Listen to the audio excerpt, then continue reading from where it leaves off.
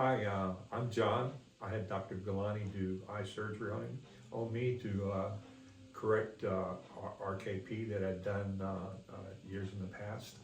I was worried about getting cataract surgery after having the surgery that I'd had before, and I researched and found a doctor in California that was supposed to want to be one of the best in the country.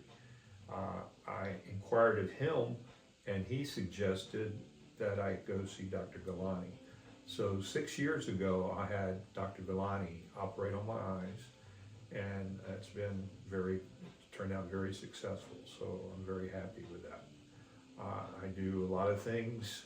I do a lot of hiking. I do a lot of backpacking.